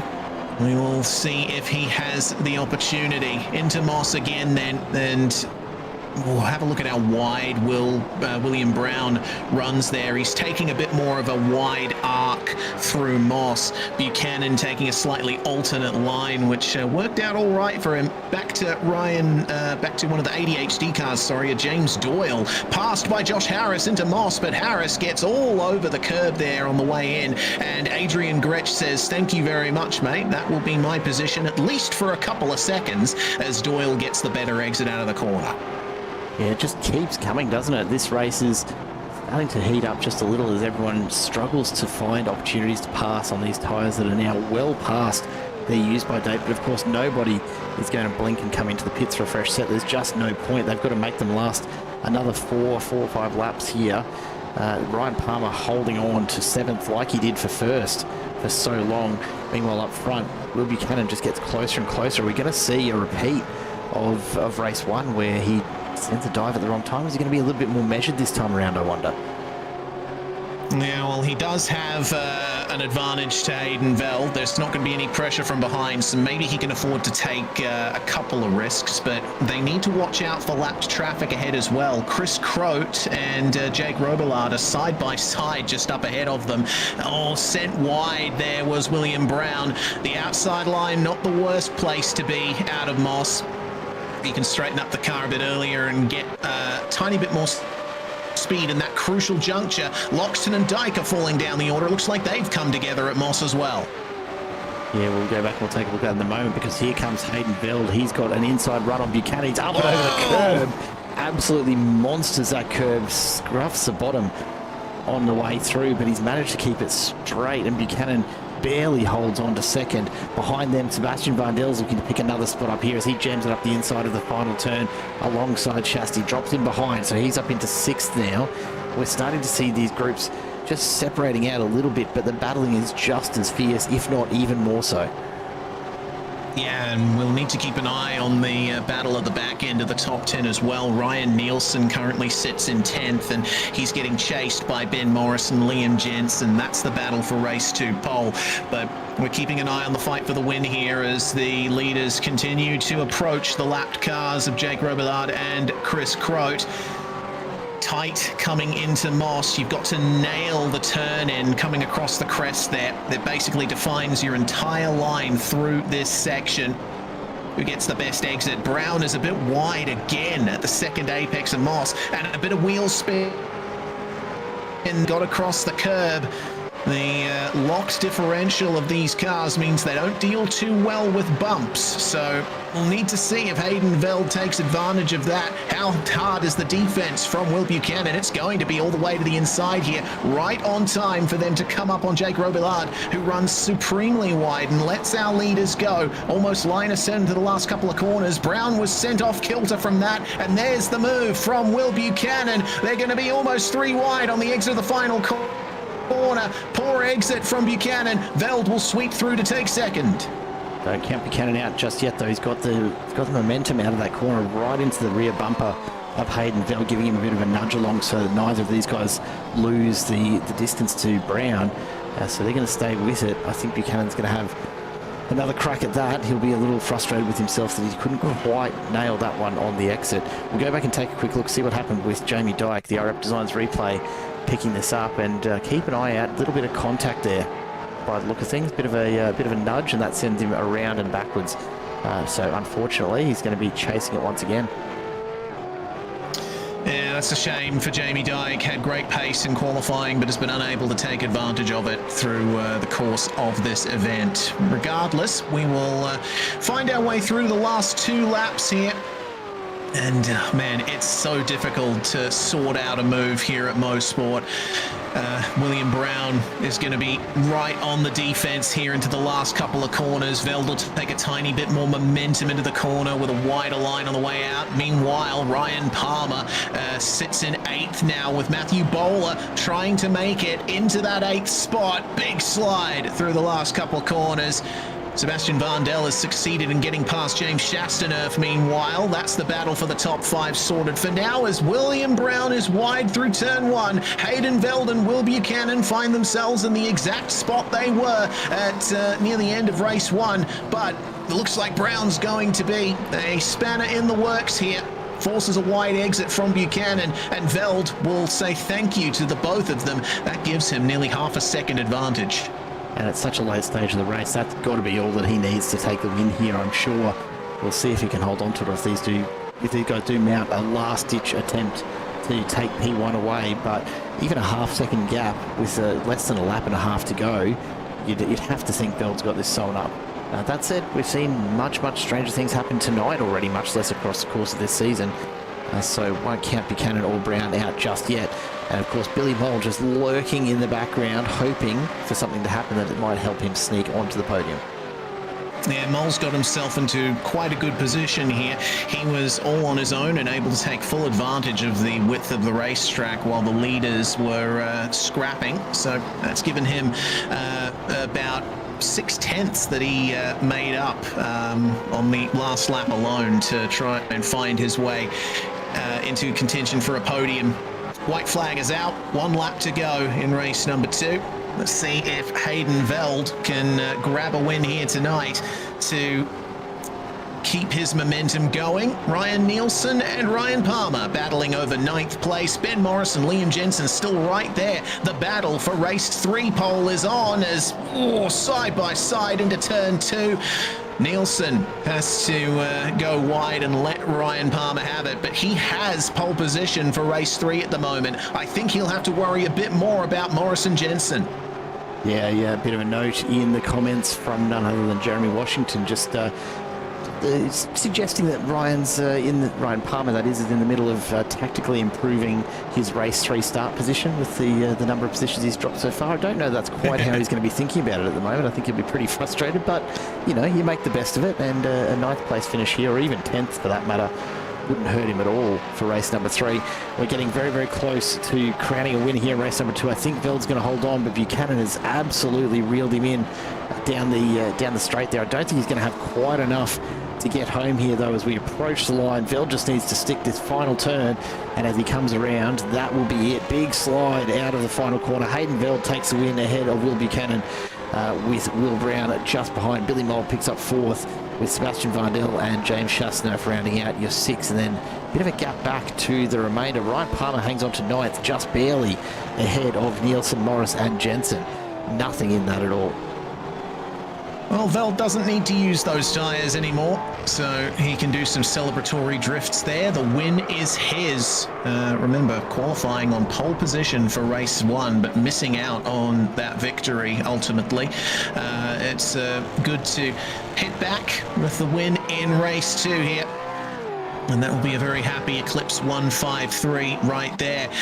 Last couple of cars to come across the line here. Looks like Ronald Long and Dean Powell still fighting over 23rd and 24th, but they will ultimately cross the line in that order. And it's just Scott Watts and Chris Croat left to take the checkered from here. Croat had to spend some time in pit lane through this race as well, about 12 seconds spent in the box getting repairs done. Veld going to whack it into reverse for his run into the pits. A time-honoured tradition for Hayden Veld here. Runs it in reverse to the pits after a race win, and we're seeing none other than that from him here once again. We'll leave him to get home with a bit of assistance, invited or not, I imagine, from Sebastian Vandel, as the rest of the field make their way on through. And look, full credit to Hayden Veld. I don't think anyone I've ever seen has as much control over the car in reverse as he does. Absolutely. Let's see if he can hold on again in race number 3. Here are the results thus far. Hayden Veld, Will Buchanan and William Brown are your podium, with Billy Mole and Sebastian Vandel rounding out your top 5. Vandel continuing his steady rise up through the field after missing out on setting a qualifying lap. James Chastaneuf, Paul Young, Matthew Bowler, Ryan Palmer and Ryan Nielsen round out your top 10. Flip all of them and that is your top 10 for race 3. Ben Morris finishes in 11th ahead of Liam Jensen and Thomas Hins. Jamie Dyke and Brett Loxton behind. And Hins, Dyke and Loxton all were hoping for a bit of a better result here today. They all had the potential to finish in the top 10. Josh Harris finishes ahead of James Doyle by about 0.2 of a second. Then Adrian Gretsch, Simon Kaplan and Matt Beckier round out your top 20. In the end, Tristan McLaren finishes in 21st ahead of Jake Slade, Long and Powell with Watts and Croat. The last drivers to finish on the lead lap. Thomas Kuhl ends up finishing a lap down. Same for Jake Robillard and Brad Grant, with Dane Snadden still no sign of the Whiskey Business number 28 taking to any of the starts here today. So that's going to round out the first 2 races, Jared. Quite an interesting race 3 we've got on our hands here, with Nielsen and Palmer going to be our front row, but Bowler is going to be starting in 3rd. I think we've already got a driver to put money on for the win in race 3 there. Yeah, Lee, it'd be very, very interesting, third race. The race 1 results on your screen, folks, for anyone who did miss that earlier on. Of course, with our sprint rounds, we don't actually get a chance to take a quick look at these in between race 1 and race 2, so I thought we'd bring them back up for you here. But of course, the drivers just having a bit of a stretch of the legs and grabbing a drink or whatever the case may be between race 2 and 3. We've got a few minutes before we do get underway once again. Look, I don't know what to expect, honestly, from race 3. We've seen some very, very close racing, very good, hard racing, and for the most part, very, very clean and exactly what you love to see from these Gen 3 supercars, and everyone's still being pretty respectful while battling hard. I think you're on the money, Reece. I find it difficult to believe that Bowler won't take advantage of his starting position for race number 3. But I've got to say, keep an eye on Ryan Palmer again. If he can get the start that he did in race 2, and he can defend the same way that he did in race 2, but continue it for perhaps a little bit longer, who's to say what he might make of this? Ultimately, whoever gets to turn 1 first here at Mosport has such a massive advantage for the opening set of laps, because it is so hard to get that pass done. It's just a question whether you can make the tyres last or not. Yeah, that is the question. And I mean, it's been difficult to tell, really, who's been at a real disadvantage when it comes to tyre life. I think Vandel has probably been the star performer on making those tyres last, just by virtue of him being able to fling himself up the field as far as he has. So I'd be keeping a close eye on car 458 at the start of race 3. Billy Mole has been steadily building up to a good result in race 3 with his great potential. Obviously a top 10, a top 4, and now starting in 7th for race 3. But I think Buchanan, if he can avoid getting into a tizzy, making a move, will have great potential in race 3 as well. But Hayden Veld, the most consistent driver in terms of results thus far today, he'll be looking to cap off his race 3 with another podium. No doubt. We'll take a quick break and be right back for the grid for race number 3. Don't go anywhere.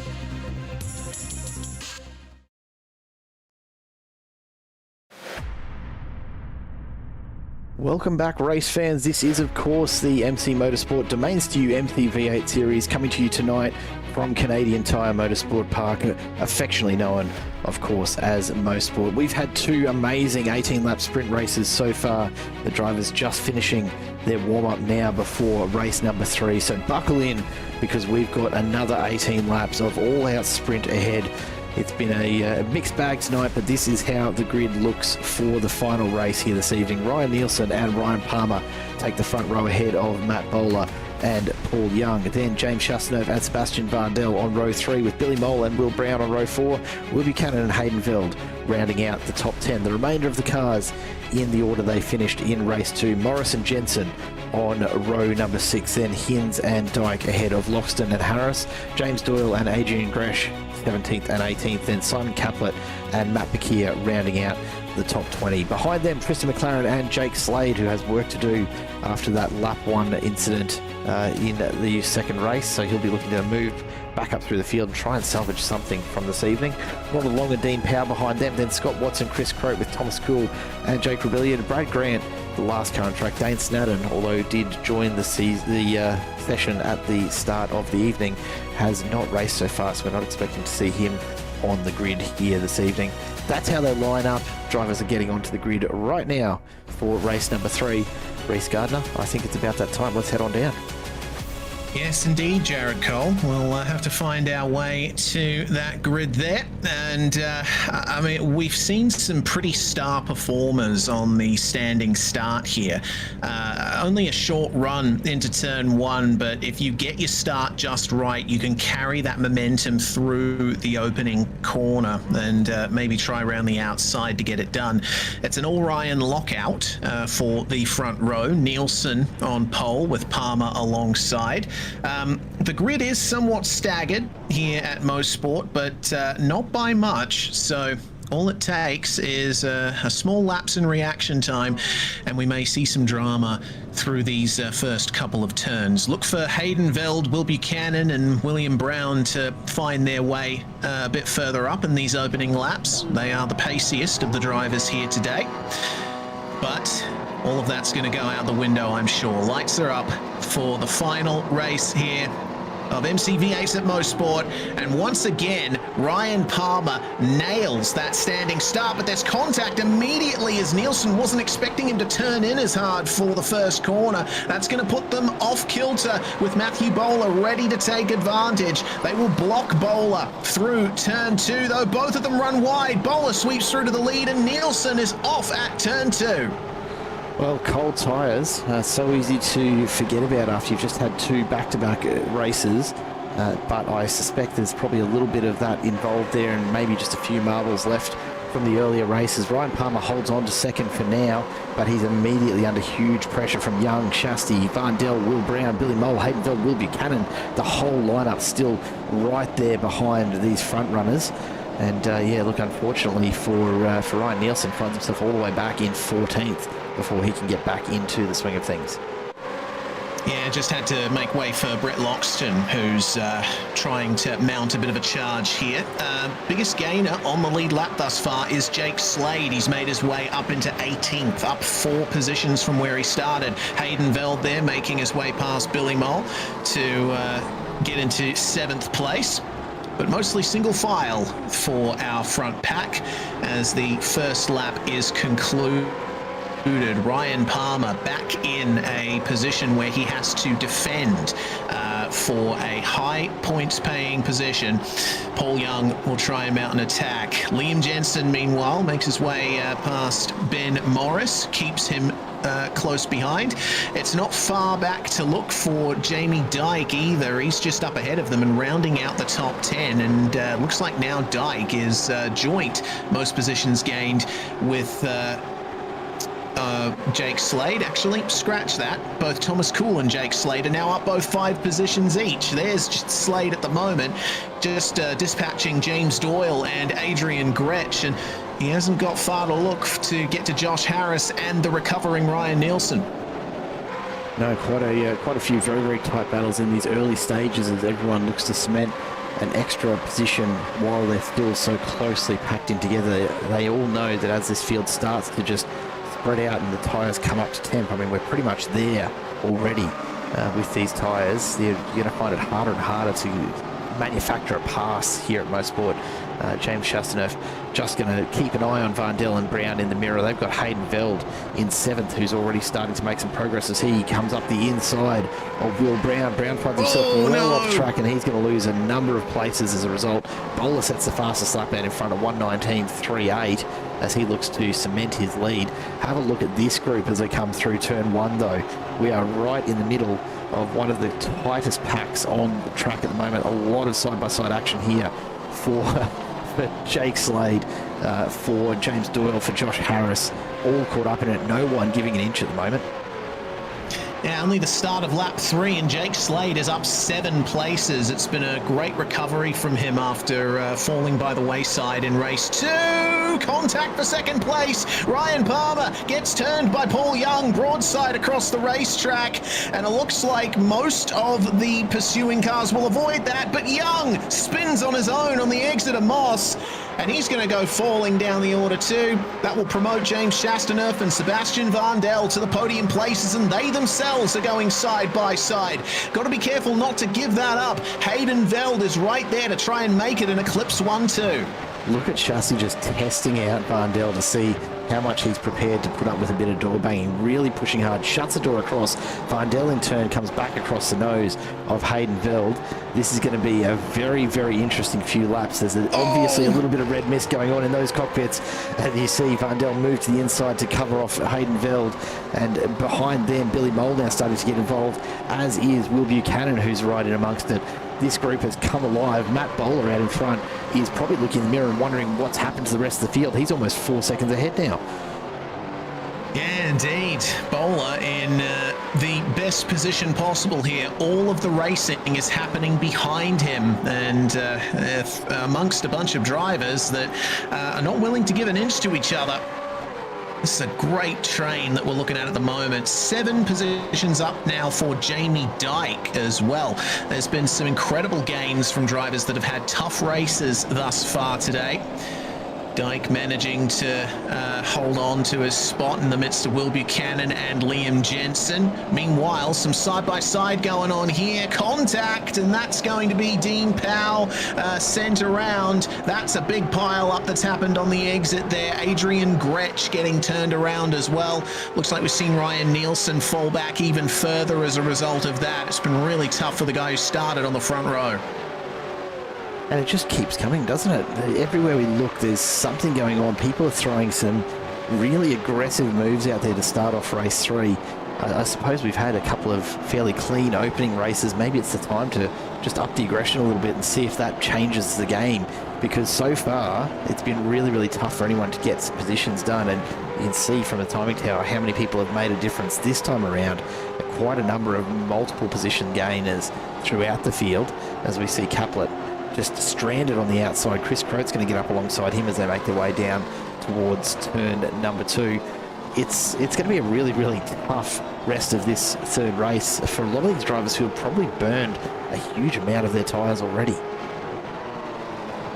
Yeah, I think with the amount of sliding, the level to which these drivers have needed to push in these opening laps, the tyres are really being put through the ringer. But having said that, the track temperature is looking pretty stable at the moment. Still 19 degrees Celsius, and a cloud has come back over the circuit. So I think the tyres will get a tiny bit of reprieve from that. Not much though, as Paul Young has to jump into the pits for a drive-through, evidently unfortunately, there was that was a race control decision, actually. Paul Young black flagged after that incident that he had there. Vandel gets up the inside of Chasteauneuf at the final corner, and Hayden Veld will try his best to take advantage. Is he going to be brave enough to do it 3 wide to turn 1? Not at this early stage. That's a wise decision there from Hayden, but Vandel nails the exit, and he is up into second. Don't count Chasteauneuf out just yet. He's straight back into that and starting to push on, but Vandel gets amazing drive down the hill there, and he will cement that position for the moment. Basti will be right on his tail, but he's got Veld and Billy Mole right on the back of him as well, so no rest for the wicked here. Jamie Dyke's going to make a move up the inside as well. If he gets half a chance, he looks for it, can't quite see the opening yet, but I tell you what, nothing in it for this front group. And even further back is another group looking fairly similar. We go all the way back to 19th, 20th. Thomas Cool, Brad Grant, Simon Kapler, Tristan McLaren all caught up in this as well. So it really doesn't matter where you look on track. There's some very, very tight racing going on. About the only person with any kind of breathing room at this stage is Matt Bowler, out in front by 4.5. Yeah, and still running lap times that the drivers behind him don't really have any response for. Bowler's previous lap, a 1:19.7. Vandel with a 1:19.8. Veld with 1:19.6. So with the gap that Bowler currently holds at 4.5 seconds, it looks like there's practically no chance at all of him losing that lead unless he has a mistake. Vandel is starting to drive away from this battle for third. Meanwhile, Chasteauneuf having some trouble keeping up with him as he's under so much pressure from Hayden Veld and Billy Mole here. Jamie Dyke right in the midst of all that, as well as Will Buchanan, who has potential for a win here today. He's been involved in the battle for the lead in races 1 and 2, but has yet to actually make good on that pace. I think it really does show at the moment just how much this battle is blowing all of these drivers down. You know, it's not that Chasty at the front of this pack is slow by any means. He's doing everything he can to try and catch up to Vandel, but he's just under so much pressure through every single turn. It's impacting on his lines. It's impacting where he has to position the car to defend third place at the moment. Hayden Veld is throwing everything at him. Mole's throwing everything at Veld. Dyke's throwing everything at Mole. It just continues on, and the entire pack is slowed down as a result, which is why you see Vandel just driving away at the moment. And really that speaks to just how strong, as we see Veld makes the move up the inside of that final turn. He's going to pick up the spot over Shasti, who goes inside, and now Mole looks to the inside as well. Almost contact there as they try and sort themselves out into turn 1. Jamie Dyke finds himself around the outside of Mole. Will Buchanan trying to follow as well. So much power going through both rear wheels of these cars. You know, you have a slight slide on the exit of the final corner here. You're going to wander a bit towards the inside. Bit of a lucky escape there for Billy Mole, avoiding that contact with James Chasteauneuf. But now it is 1 and 3 for Eclipse Sim Sports. Whether or not Hayden Veld can catch up to Sebastian Vandel remains to be seen, though, because Vandel has had front-running pace all night. Of course, the unfortunate no qualifying lap for Vandel has been a major spanner in the works for him, but holds on to a nice lead there for second. Matthew Bowler isn't enjoying as much of a gap up the front as he used to. The gap's down to about 4.2 seconds now. Now that Vandel is clear of these guys, he's starting to bring up the pace. Meanwhile, William Brown, who's trying to hold on to his positions, has Brett Loxton ahead of him, who's made it up 7 places thus far. Yeah, some good moves in this front group, as Brown tries to find a way up the inside, can't quite get there, goes up and over the curb and costs himself quite a bit of speed, so he's going to be looking behind it. Thomas Hinds, the Jinx Shifters teammate, to Brett Loxton, just starting to close in as well. We're at the halfway point of this race, more or less, and although Bowler's been enjoying that clean air up there, he's going to have been pushing those tyres pretty hard to stay out in front. He's not exactly running slow lap times by any stretch of the imagination. Vandel, for his part, is going to be really cooking those tyres if he's trying to chase Bowler down. Probably the smart thing to do for Vandel at this point is to just settle in, maintain his gap to the cars behind him, and just try and just chip away at Bowler's time where he can. That's what we're seeing though. He's already brought it down under 4 seconds, so there's still a long way to go, but Vandel really wanting that P1. Yeah, to come away with a win after not setting a qualifying time is surely going to be a great way for the night to end. But we'll keep one eye on that, and another eye on this as Jamie Dyke is starting to plan a move, it looks like, on Billy Mole. Got Chastaneuf in front of them, who has struggled a little bit for consistency in the last couple of laps. Dyke, though, runs wide through the final turn, and that may open him up to an attack from Will Buchanan. It'll definitely make him lose touch with Chastaneuf and Mole in the short term, and a huge pack behind them looking to take advantage too. Jamie Dyke trying desperately to get a result worth writing home about tonight after the numerous issues that he suffered. Really does show just how much even a small lapse in concentration or a tiny misstep here at Mosport just costs you so much time when there's so little between these drivers, and they are running at such high pace and right on the edge of what's actually possible in terms of lap time. Just the tiniest little miscalculation and you find yourself almost entirely unable to catch up with the cars in front unless they get caught up in their own battle or make their own mistake. Ronald Long has received a meatball, so we'll check out what's happened to him in just a moment. But yeah, it's such a tight race anytime you come to Mosport, especially in Gen 3 supercars, where you do have to push them so hard to stay in touch with everybody else. Yeah, it's taken quite a bit of getting used to, this new generation of supercars. Ronald Long retiring from the race thanks to that mechanical black flag, and it looks like that may give us a clue as to how he got it. Barely any steering on the car there through the opening corners. I think that might have been maybe a catch of the grass coming out of turn 1 that may have sent him into the wall, but we'll have to wait and see on that one. We've also unfortunately lost Simon Caplett too, the AM Championship leader, retiring it seems about 4 minutes ago or thereabouts. Not entirely sure what happened to him, but we will see what happened to Caplett here. Oh, that's heavy into the wall coming out of the final corner, and no surprise to see that he was unable to make it back to the pits under his own power from that. Yeah, I think just get the car out of the way at that point. His front end absolutely mangled, and although he's tried to get it back around to the pits, you can already see through turn 1 how much he's struggling just to keep it in a straight line.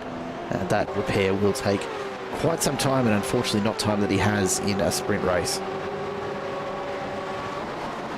So it's down to this fight here at the back end of the top 10. Brett Loxton leading this pack in 8th. William Brown, Thomas Hinz, Liam Jensen and Jake Slade all looking to take advantage, and Slade is still joint most positions gained in the field, but the driver that is also up 10 places is now Jake Robillard, who's found his way into P18 after a couple of rough races to start off the night. It's going to be interesting to see who ends up being the hardest charger of them all. Slade has had a lot of potential, much like his teammate of Will Buchanan. Seems those AITX cars have had a couple of small problems that have ballooned into bigger ones over the course of tonight. They just need to keep it clean here in race 3, and they'll get a result that they'll be looking for. Billy Mole, meanwhile, looking at a P4 finish here if he can get past James Chastaneuf, who was joint championship leader coming into this round. Yeah, keep your eye on Will Buchanan. He stayed tight on the back here. Jamie Dyke, of course, putting in work as well, up 8 positions. But this group really falling away from the front 3 at the moment. Bowler's out in front, still maintaining that 4-second gap to Vandel. Veld is still, another 1.3 further back from Vandel, and then 1.2 to this group before here. It doesn't sound like much, but again, at Mosport, that may as well be a full lap of advantage. It's very, very hard to bring that sort of time down. So these guys will be really fighting it out to just find the best position they can from 4th backwards, I would think, at this stage. We've only got 5 laps to go or thereabouts. There is really not going to be enough time for anyone to make huge headway into the lead that the front three do have at the moment. Yeah, and the lap times from the leaders are looking, again, it's a case of the drivers behind the front three are only matching their lap times at best. There isn't really any big advantage from anyone, aside from maybe Hayden Veld, sitting in third, running a 1:19.7 on the last lap, and that's 2/10 faster than Bowler and Vandel could manage, but they're so far apart that I don't think there's going to be any big change for position. William Brown with a big slide on the exit of Moss. That will give 9th place to Thomas Hins, and he'll continue to try and join his teammate Brett Loxton, try and get a double top 10 for HJR Jinx Shifters. Liam Jensen making the move on Brown into the final corners, or does he? Big slide, and that's going to be Brown who comes off second best there. Huge contact with the wall, and William Brown, who another driver who had so much potential for great results tonight, unfortunately not even able to get the car rolling. That will have done massive damage to the rear end there, hitting the wall very, very hard indeed. We'll see if we can catch another angle of that and maybe see just how hard he did go into the wall there, because it's done a lot of damage. He's managed to get it back onto the track, but I don't know whether he'll manage to get it back to the pits. It's not far to drive, but really that's his night done, and it's a real shame. Brown was driving really, really consistently, but these things happen. I don't know if there was any contact. Let's take a look and see what we can see. Into Moss then for the drivers on live pictures, but William Brown facing big issues there, making his way around Liam Jensen. There was contact on the way into the corner, and the overcorrection meant that Brown was just a passenger in the end. The rear end made contact with the tyre barriers first, and I think that might have disconnected the drive shaft somewhat. Now we move back to live pictures. Billy Mole and Jamie Dyke still duking it out here for the last position in the top 5. James Chastaneuf not too far ahead of them, but running lap times slightly faster at the moment. There's Will Buchanan seeing the opportunity alongside Jamie Dyke, but there's contact and Buchanan goes airborne. Contacting the wall on the start-finish straight, still rolling, hold your brakes. There's just enough room for the pursuing drivers to make their way past. But, oh man, I just feel sorry for Buchanan at this stage. He's had issues in races 1 and 3 today, and ultimately that incident was through very little fault of his own, I'd gather. Yeah, and I don't know that there was much in it either from Jamie Dyke. Just unfortunate contact at a point where the tyres are still really loaded up as you come out of that final turn, and trying to get the power down. Tyres that are 15 laps old as well, there's not a lot of grip in them. When you're already asking for 10/10ths out of them, you get a bit of a nudge. That can be all it takes to send you pretty high speed into the wall, and unfortunately the wall is right there on the start-finish straight here at Mosport. Of all the places for it to happen, you couldn't find one with less runoff. Yeah, absolutely. It's an old school circuit through and through. Not much room for error around this place. And, that will make Will Buchanan a non-finisher in the top 10 at least, if he can somehow make it to the end of this race with the car in that state. It would certainly be a drive for the ages, but I don't know. If I were in his position, I would just bring it into the pits, but evidently Buchanan knows that there's not much left in the race, and he might as well try and hold on to every position he can. Looks like it'll be 15th at best for him. I'm really curious to see just how out of whack the steering actually is here. It's surprisingly straight considering the damage to the front end, and I can only explain that by taking a look at the outside pictures, and I actually think the damage has been done to both sides equally enough that it is basically straightened out. He's just going to scrub the tyres all the way home.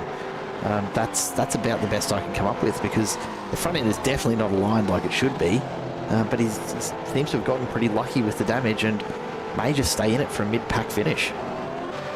Yeah, it looks like the front right has been sent about 10 degrees off centre, and there's some major toe in on the front right at the moment. Well, hopefully he can hold on to it As Chastaneuf and Mole continue their fight for P4 here. Billy Mole has good advantage over Jamie Dyke now. Dyke has fallen back far enough that I don't think he'll be a factor in this fight as long as Chastaneuf and Mole keep it together here. 2 laps to go then across the line, and Mole makes a bit of momentum up in the middle of turn 1 here. Shasti doesn't seem to be getting as good of an exit out of these fast corners as others around him, but he's maintaining that advantage where it counts.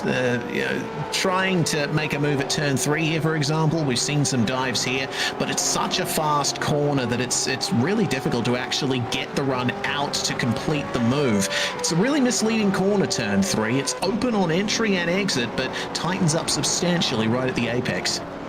Despite all that, Billy Mole still continues to close it down. Liam Jensen has picked up a meatball as well, so the incidents continue late in the game. Liam Jensen coming off track here. Was there a little bit of assistance, a little bit of a nudge, and off into the grass, into the wall, and just enough damage to that front end that he's been served a meatball flag. Now, so close to the finish, if I'm not mistaken, if you can drive it home, you should be able to do so without penalty, I believe, if my memory serves.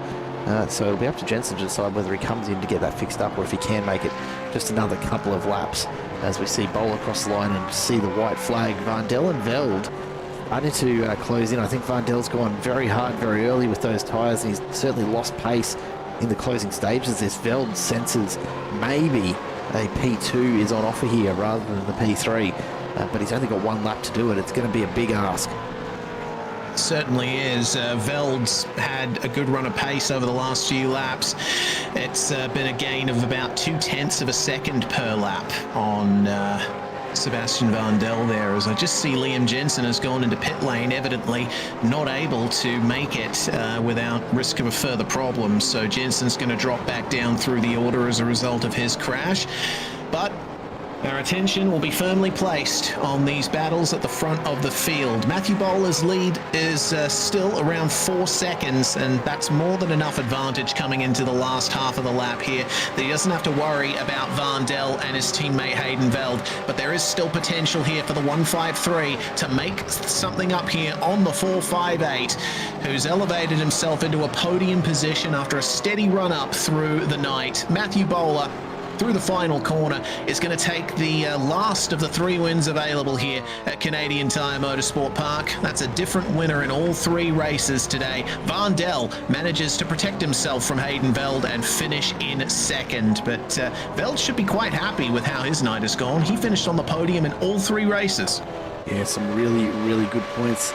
Only a couple of close battles still going on here. Chris Crete and Jake Rebellion for 15th and 16th. They're both up 11 and 12 respectively. So some great points and some great gains here.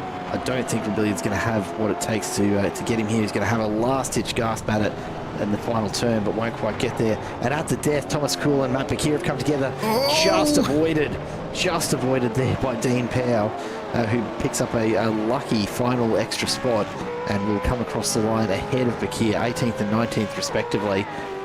But the night really has belonged to the Eclipse Sim Sports guys in terms of consistency, really in amongst it through all 3 races as they bring it home, using up what's left of those tyres, and I can't imagine there's all that much. Yeah, Hayden Veld finished in every position on the podium today. 2nd in race 1, the win in race 2, and 3rd in race 3. Bowler with a 3rd in race 1. 8th in race 2. It didn't go quite as well for him as it could have, but he recovered nicely to come away with that dominant win in race 3. That's everyone across the line, and our final results for today's running at Canadian Tire Motorsport Park in the Domains2U MCV8s. Matthew Bowler, Sebastian Vandel and Hayden Veld a podium in race 3. James Chastaneuf, a consistent drive to P4, though he wasn't quite as quick as the drivers behind him. He managed to keep them behind. Billy Mole rounds out the top 5 with Jamie Dyke and Thomas Hins 6th and 7th. Brett Loxton, Ben Morris and Jake Slade round out your top 10. A fantastic recovery from Slade, up 12 places from his starting spot. Ryan Palmer finishes just outside the top 10. Shame for him. He started well, but couldn't quite hold on to it. James Doyle just shadowing him there. With Josh Harrison, Will Buchanan finishing in no man's land in 13th and 14th. Chris Croat and Jake Robillard, 15th and 16th. They are two drivers who also gained bulk positions in this one. Croat up 11 and Robillard up 12 as well. Thomas Kuhl gains 10 positions to finish 17th. Dean Powell took some avoiding action in the second last corner of the night. Up 6 places to 18th for his troubles. Matthew Becker makes it 1 position up in 19th. Adrian Gretsch rounding out your top 20. Ryan Nielsen started up the front for race 3, but ultimately shuffled all the way back to 21st place. Liam Jensen had to visit the pits as well and finds himself in 22nd. Brad Grant, the biggest gainer outside the top 20, up 6 places thanks to problems for Paul Young, Tristan McLaren, Scott Watts, William Brown, Ronald Long and Simon Caplet. A shame for all of them at the back who weren't able to get a good run in race 3, but all up, I think we have some drivers who are quite happy with how things went for them today. Yeah, absolutely no doubt, and we'll speak to one of them who I'm sure finds himself amongst that group, joined in the booth now by none other than Hayden Veld. Hey, Hayden, it's good to have you back in with us, mate. A pretty successful night tonight for you. yeah, it was actually quite good for once. I helped that my teammate wasn't around me for most of it, so I wasn't able to get taken out there. So that definitely played a big factor in it. But no, it's pretty good. So how were the tyres going at the end of each of those races? We speculated at the start of the coverage that 18 laps was going to be a pretty decent mission to try and keep them intact for the full race. How are they feeling getting towards the end of each of those races? To be honest, our setup was sort of made more for Pro Series the other week, so it's a lot longer stints. So the tyre wear for my car actually wasn't that bad. The single lap pace at the start of a stint wasn't great, but my car actually held up really well towards the end of the race, so it was pretty good. Well, can't argue with the results you've had tonight, that's for sure. Finishing on the podium in all 3 will boost you up very, very nicely in the championship standings. Before we let you go, anyone you want to say hello to or give a shout out to? And I will preempt, I assume, that there's a certain Sabrina Carpenter reference coming our way. Yes, sir. Once again, Sabrina, unreal. 1 degree of separation throughout the entire race. Have to celebrate with some go-go juice later. Another shout out to Bula for not turning me this week. That's pretty good. It was quite handy. My main man Ghetto for not being there tonight, but I'm sure in spirit he was telling me not to biff people, so I'm sure he was handy there. And obviously all you boys for amazing broadcast series, race control, all that. As always a pleasure to chat to you, Hayden. Congratulations on the results tonight. Cheers, boys. Hooroo.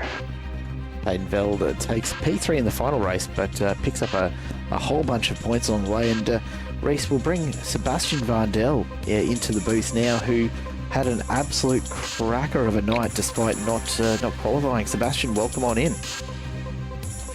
Hello, thank you. That was quite the drive, all things considered. Starting from the back in race number 1 and never really looked back. You just seemed to carve through the field in race 1 and continued it on through race 2 and 3. How did it feel for you? Was it hard work out there? Yeah, I'm definitely sweating quite a lot, but it was also good fun. I really enjoyed it. It was a good battle with the Eclipse boys, and yeah. Now there was quite a bit more, from our perspective at least, a bit more of an aggressive approach in race 3 from a lot of the drivers. Was that the same kind of vibe you were picking up on track, or did it just look that way from our perspective? There was definitely a lot of defense happening at the start of the race, which sort of let Matty get away a bit, and yeah, there was just no way I was going to catch him. I tried my best, but there was no tyres left by the end of the race, so I did all I could, but yeah, he's got that gap at the start, and there was no catching him. Yeah, it's a tough track to try and reel anyone back in, much less he was out to almost 5 seconds at one point there. before you made it through and started to chase him down. Regardless of that though, mate, a huge drive across the night and something you should be very, very proud of. Before we do let you go, anyone you want to say hi to or give a bit of a shout out to before you head off? Yeah, shout out to Mum and Dad watching the stream. All the boys from Vermilion Esports. It's always good fun jumping on the sim, doing some laps with them. And some of my personal sponsors from karting, Australasian Mining Services and Drillers World Australia. It's always a good opportunity for us to have a chat to you. Thanks for jumping on in after the race, and congratulations. Big hi to Mum and Dad as well, and go celebrate, mate. It's well earned tonight. Cool, thank you, will do. Sebastian Vandel makes it onto the podium at the end of that final race, Reese. But I tell you what, it's the drive of the day performance for me. Just to have come through from so far back in the field, not getting any of the advantage of the reverse top 10 in race 2 or race 3, but to find himself right in the middle of that top 10 for race 3, still pushed on through, and P2 a very, very tidy result for him. Absolutely. Next round, if he competes, hopefully he sets a qualifying lap so we can see what he can do starting from the front. Not that we need more competition up the front. An incredibly tight night of racing today, and I'm really happy with how things went. Provisional championship standings coming out of this round. Chastaneuf maintaining the championship lead, amazingly enough, with Buchanan and Brown your top 3. But look at how tight it is. Only 91 points separating the top 6, and Bowler making up a bit more of an advantage besides. Look at Jake Slade down there, popping into the top 20 out of his results tonight as well. Yeah, some big movers. Of course, there'll be drop rounds to be taken into account. We'll bring you an updated set of points for the start of next week's round. But as we reach the halfway point, there is no clear leader here in the MCV8 series, brought to you by Domains2U, and I think we are in for a pretty stellar second half of this season. Reese, I don't believe we'll be seeing you back in the booth for the rest of this season, unfortunately, mate, but it's been a pleasure to have you along for these couple of rounds, and hopefully we can do it again soon, hey? Yeah, good to be here, and if there's ever an opening, I'd be happy to fill it. So yeah, I'll be watching with interest as the season goes on, and hopefully we see an excellent fight for the driver's title going forward. Thank you very much for having me.